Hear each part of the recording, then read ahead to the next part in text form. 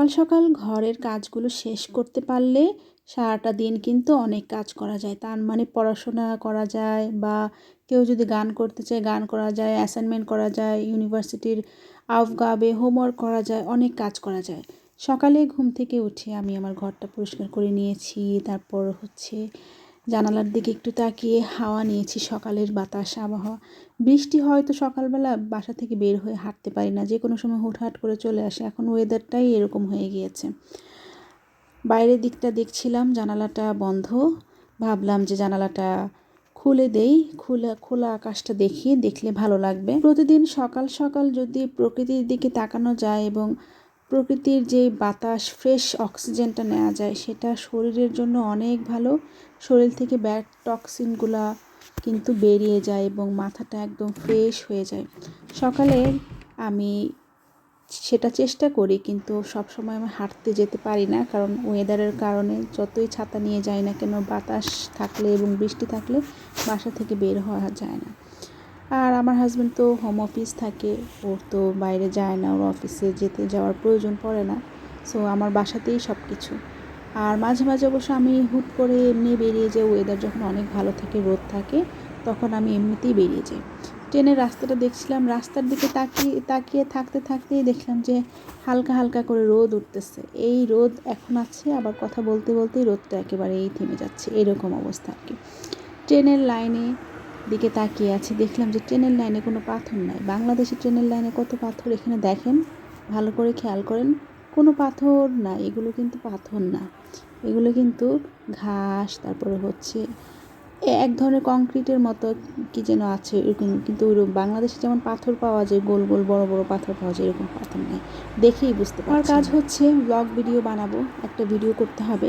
So আমি এই জন্য জানালা খুলে একটু অক্সিজেনও নিচ্ছিলাম, আবার সেই ফাঁকে ভিডিও করে নিচ্ছি। দেখছি মানুষজন আসছে যাচ্ছে, পথচারী আসছে যাচ্ছে। এখন বাজে বেলা 9টার কাছাকাছি, 9টা হয়ে গেছে। নাস্তা রেডি, নাস্তা করব। আজকে যেহেতু শনিবার রবিবার মানে হচ্ছে একটু স্পেশাল দিন।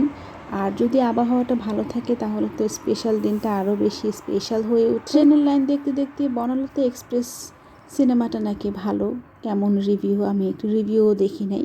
ভাবছিলাম রিভিউ দেখব কেমন সিনেমা, তাহলে আমিও তো এখন আর দেখতে পারবো না, যেহেতু বাংলাদেশে নাই।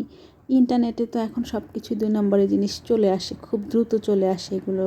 যেদিন মুভি রিলিজ হয় সেদিন থেকেই ইউটিউবে বা অন্যান্য অনলাইন প্ল্যাটফর্মগুলোতে এই মুভিগুলো কিন্তু দেখা যায়। এটা একদমই ঠিক না। প্রত্যেকটা জিনিসেরই একটা বিজনেস আছে, তারা বিজনেস করছে, এটাও একটা বিজনেস।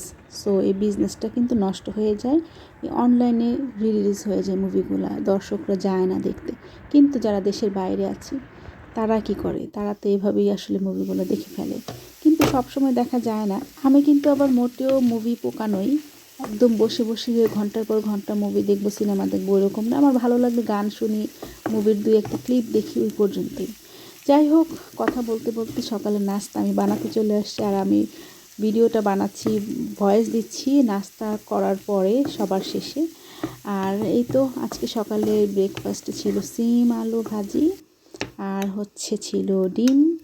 তারপরে ডিমটা অমলেট করেছি পেঁয়াজ কাঁচামরিচ দিয়ে। অমলেট বিভিন্নভাবে করা যায়, কিন্তু এখানে ফুলকপি দেওয়া যায়, ব্রোকলি দেওয়া যায়, গাজর দেওয়া যায়।